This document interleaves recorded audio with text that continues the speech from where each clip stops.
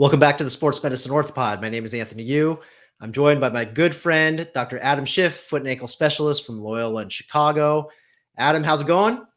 Great. I'm so glad football season is here. But who knew we would be talking about basketball injuries? That's absolutely right.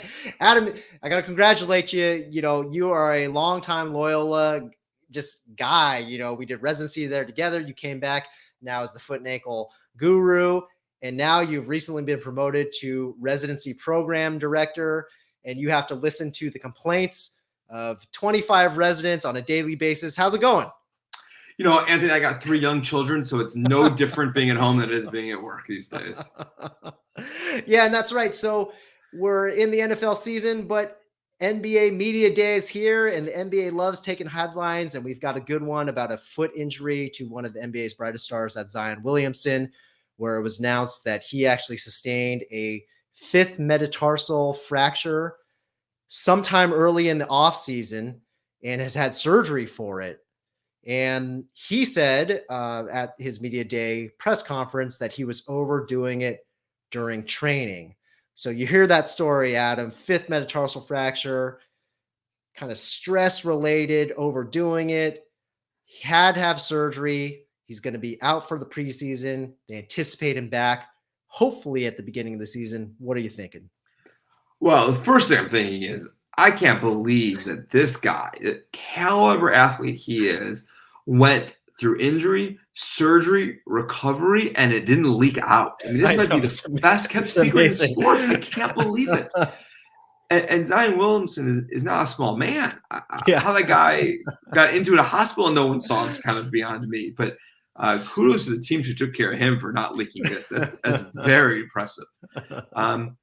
This is the opposite spectrum of the midfoot, right? So like we talked about, the Lisfranc is those big bones of 1st and 2nd metatarsals. Now we're talking about the 5th metatarsal, the other important metatarsal. And these fractures, so-called Jones fractures, are just so common, right? You could run a list of the NBA All-Stars and probably put together a winning team of people who've sustained Jones fractures. I think, publicly reported Kevin Durant, one of the Lopez's, Chris Paul, the list goes on of people who've had 5th metatarsal or Jones fractures. It's super common in the NBA. Lots of reasons why, but it's typically this story, right? Someone's overdoing it. You start to get a little bit of a stress fracture. It's a little bit much for the bone to take. It weakens a little bit, and then they do one thing where it actually breaks all the way through. And those patients who have what's called antecedent pain, right? Pain before their actual fracture, it's a no-doubter. It's a Jones fracture, and it basically needs an operation to fix. And that's, I think, Zion's story identical. I mean, we've heard it in so many of our college and professional athletes already. And so this Jones fracture is a unique, special fracture. I mean, the 5th metatarsal is fascinating. There's one bone, has all these different areas and different zones, but this one particular part of the 5th metatarsal, down, not near the toe, but on the other side of the metatarsal, towards the heel, it has an area in it that's blood flow is a little bit weaker. It's called the Watershed Zone. And so part of your bone gets its blood supply from above, part of it gets it from below, and you get this little transition area where the blood supply is a little bit weaker. It heals more slowly. It's not that the bone doesn't get blood, but it gets blood more slowly. And so it's more prone to these stress fractures because they don't heal quite as well. And it's more prone to these actual breaks. And any fracture, whether they have a stress fracture or not, in an athlete like this, it's going to get a surgery to fix it. It's a no-doubter in our minds. And then, a guy like this who's had stress fracture symptoms beforehand, it's even more clear. The chance of that healing without an operation is very low, probably 50%.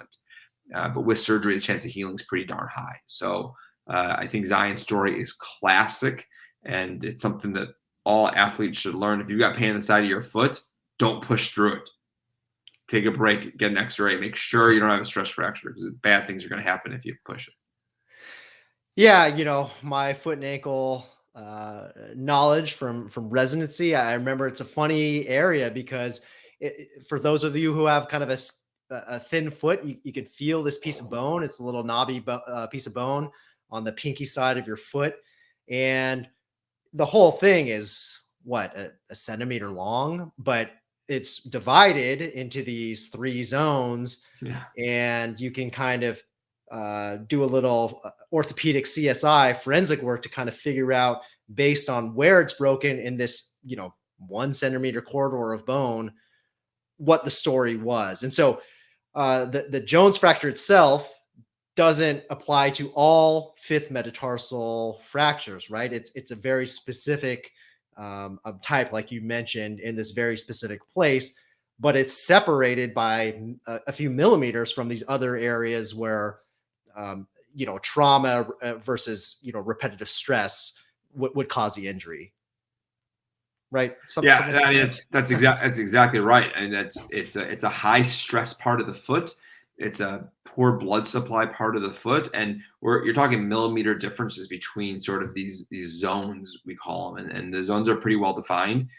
Um, Dr. Jones, who sustained the fracture, he described it in himself. Actually, didn't have a Jones fracture; he had one that's a little bit further on, but he's famous for the wrong thing. These fractures are just sort of notorious for occurring and not healing well without operation, and they take time.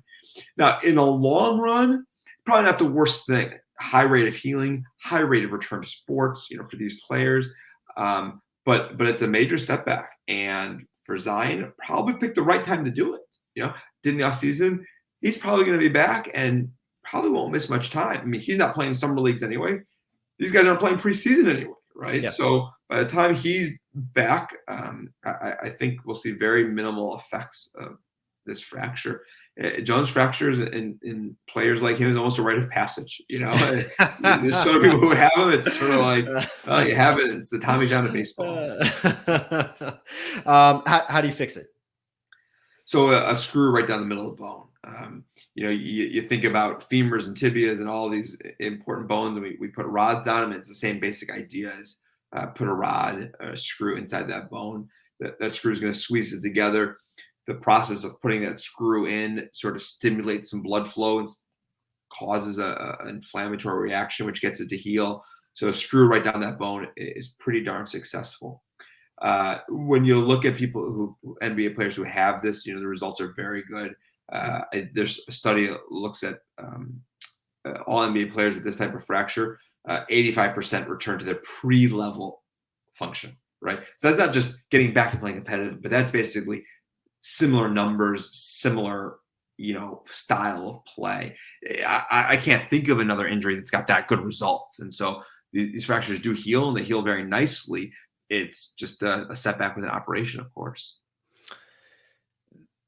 Most people come back to the same level of play as you mentioned, but it doesn't always work out for everyone. And there are some very famous NBA players. Kevin Durant is probably number 1 at the top of my list, who have had some complications after having a Jones fracture fix. And it seems to be something that is somewhat commonplace.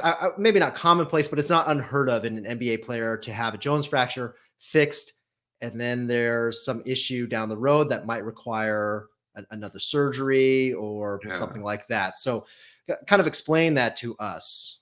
Yeah, that's absolutely right. And I think that the first thing to say is just NBA players are different than we are. I mean, there's something different about them. You look at the average size of NBA players, 6'7", 215 pounds. I mean, these are big human beings. Mm-hmm. But their foot structure and their foot shape is different than ours. And certainly that is a major risk factor for these Jones fractures. I mean, if you look at all comers, not just NBA players, probably 50% of these are associated with what we call hind foot varus, which is just basically a position of your heel. So as you stand, instead of your heel being lined up perfectly or a little bit to the outside, their heels actually points in a little bit. And that just changes the mechanics of the foot. You're more likely to put weight on the outside. These players with these huge feet also have a much higher likelihood than the general population of having their feet sort of turn in. So we call it an adduction deformity, but their feet are turning in more. And because they're turning in, you're putting more weight on the outside. So they're putting so much more stress on their feet because of their size. They're jumping, which puts an additional load onto it. And they have a bad position of their foot in terms of absorbing that stress. So it certainly puts them at risk more than the general population. when you think about the people who've had these ones that have not healed well and needed other operations, it's almost always because of that foot shape, right? And so most people who have this operation, particularly who have the operation and follow the rules, the success rate for the surgery is very high. Mm-hmm. The refracture risk is low, but it's definitely there. And it's in NBA players, it's somewhere around 10 to 20% is what's quoted as the refracture risk. In the general population, it's not that high, but it's because of their foot shape. So even though it's fixed and the bone heals it, bone heals their fracture, what caused their fracture in the first place, which is an overload, likely is what causes this to happen also. So it is exactly that foot shape. And so when that happens, you always, in addition to trying to get the fracture to heal, you sometimes have to correct their foot shape and make their foot, take away their high arch, turn their foot so it's not pointing in quite as much. And that's a major operation. I mean, now you're talking about not just recovering from a fracture, but sort of fractures that we cause. And that adds a lot of time to that. And, Kevin Durant's that famous example, of course, without insider knowledge, he had a surgery and it started to come back. And then about 8 weeks later, wasn't doing so good and went to have another operation. And, they thought maybe it was just screw removal. He missed the whole season. No doubt he had his screw removed and changed for another screw. And then the shape of his foot corrected with what we call osteotomies. And I think that you could look at the list of players. Publicly, Jones fracture is what ruined Yao Ming's career, right? So he had a Jones fracture and had another Jones fracture. And, there was talk of doing big reconstructive surgeries or basically retire. He was the tail end of his career. He chose to retire. But you can almost, piece that puzzle together and figure out or assume he had a misshapen foot, probably like Kevin Durant. And you would think like Zion Williamson and all these other people. The degree of the deformity, the severity of the shape probably has a lot to do with whether they're going to refracture or not, but also treating it right. And I think you get a guy who breaks off season, much better chance to recover and subsequently a less of a refracture risk than someone that does not have that opportunity, who does it in the seasons trying to rush back. And, you can be as safe and conservative as you want.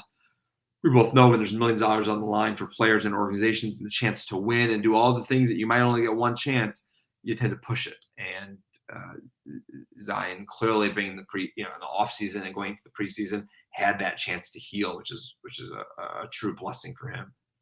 Yeah, lucky on the timing.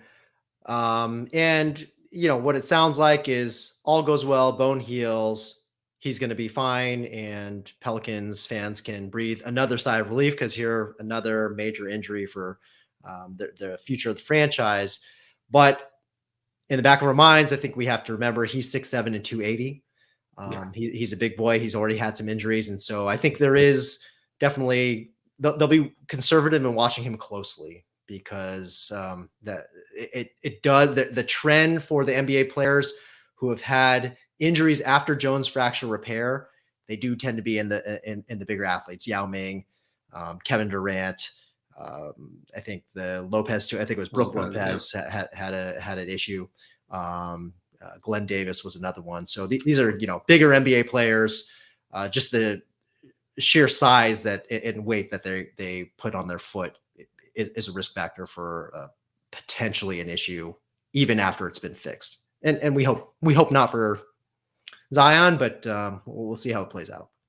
Yeah, I think certainly there's been a lot in the press about, these refractures, and certainly in the orthopedic community, it's a very common thing to discuss. And when someone does it in the season, I think Kevin Durant was right at the very beginning of the year when he first had it. The thought was, well, let's just get them back, and maybe we worry about their misshapen foot later if it doesn't heal, because most still heal. You've got to think a guy like Zion. Everyone knows. We should look at his foot structure. Mm-hmm. He does it in the off season. If he really had the misshapen foot, you think he probably would have had the whole operation from the get-go and not just the screw in it. So, again, just making some assumptions, I would believe that he probably is stacked up well in terms of foot structure and refracture risk. I think his refracture risk is low. if it happens, we'll be the first ones to say we told you so. But you'd have to think that they were watching for this. Just given the timing of his injury. Yeah. Well, we will stay tuned. We won't see him in the preseason, but as you said, we might not have seen him anyway, or very limited minutes. And when it comes to regular season, which is right around the corner, we'll see if he makes it. I would expect if he doesn't, it won't be much further into the season before we see him make his debut. Any parting thoughts on that, Adam? Yeah, no, I agree completely. I think you will see him probably start the season a little bit slow. He's the franchise, right? I mean, he's the future. He might be the future of the NBA. Watching him play at Duke, he's special, and they're not going to rush him, injury or not. They're not going to rush him back. And so, I don't think it's going to be a sign of whether his fracture heals. I think we just got to be very careful as we watch and not assume that it's his injuries keeping him back, but more just everybody being safe with him. I think he's having a great season, and I would certainly look forward to a big successful year from him. Yeah, and for everybody, Duke, Adam has academic ties to Duke, so he's a homer and just decided to throw that in there. So congratulations to you. But we got to cut you some slack because you are a diehard Chicago fan and you've watched your Cubs be dismantled from their World Series team that had to hurt a little bit, and you're also a Bears fan, so tough times. Yeah, no, it's good. I think the Cubs and Bears have the same yardage this year, so they got that going for us. But yeah, very painful to watch the Cubs get dismantled. Certainly not the way any of us would have wanted. The only thing that I can sort of feel good about is that seeing some of the Cubs still make playoff runs brings a little bit of nostalgia. And it was just 5 years ago that we made the long drive to Cleveland to watch them win. So it'll always be forever in my heart. Yeah, Chris Bryant and the Bay, although I'm an A's fan. And so dismantling my favorite team is not anything I'm surprised about. It's something I'm very familiar with. It's like the Olympics. Every 4 years, the A's get dismantled, and they flamed out this year. They didn't do it in the postseason. They did it in the regular season. And so I'm expecting them to be dismantled once again. Yeah, certainly they've had a good run. It doesn't help that your starting shortstop has a fibular fracture. It certainly changes the dynamic a little bit. It's a tough injury, but Moneyball is that's right. The A's run their franchise. Yeah, they might be in Las Vegas soon. So right. Who knows? All right. Well, Adam, was great catching up with you again. We will see you more this season, of course. And thanks for everybody for tuning in. You got questions, please send them in. Please like, please subscribe, and we'll see you next time. Have a good night. Hey folks, thanks for tuning in. If you like the show, please subscribe, like, and share. And we love to hear from you. If you have a question about today's show, or you, a loved one, or maybe your favorite athlete has sustained a sports medicine injury that you would like to know more about, please reach out to us on Twitter, Instagram, Facebook, or email. And stay tuned for more exciting content from the Sports Medicine Orthopod. Thanks again.